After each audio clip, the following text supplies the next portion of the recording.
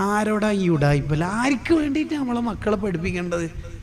എൻ്റെ കൂടെ പഠിച്ചൊരു കുട്ടി ഉണ്ടായിരുന്നു. മൂപ്പരുടെ 4 പെങ്ങളും മൂപ്പര ആലിമാക്കി B.Ed കാരനാക്കി 4 പെങ്ങന്മാർ ദീനിൻ്റെ അഹലുകാർക്ക് കെട്ടിച്ചു കൊടുക്കുകയും ചെയ്തു. ഉപ്പ ആലിമല്ല, ചായക്കടക്കാരനാ. വബത്തഖ് ഫീമാ ആതാക്കല്ലാഹു ദാറൽ ആഖിറ, മക്കളെ കൊണ്ട് സ്വർഗം വാങ്ങുക. പഠിക്കാൻ അയക്കുന്ന സമയത്ത് സുഫിയാനു സൗരി തങ്ങളുടെ ഉമ്മാക്ക് മോനിക്ക് കൊടുക്കാനുള്ള പോക്കറ്റ് മണി വരില്ല. ദാരിദ്ര്യത്തിന്റെ പടുകുഴിയിൽ തീച്ചൂളയിൽ ജീവിക്കുന്ന കുടുംബം. എന്താ ചെയ്യുക?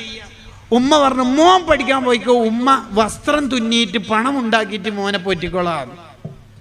അങ്ങനെ മോനെ പഠിക്കാൻ വെച്ചിട്ട് 20 കൊല്ലം കഴിഞ്ഞിട്ട് മോനെ അൽ ആലിം അൽ അല്ലാമ അൽ ഫഹാമ, വലിയ പണ്ഡിത ശ്രേഷ്ഠരായി മഹാനവറുകൾ വന്നു. തിരിച്ച് വാതിൽ മുട്ടി.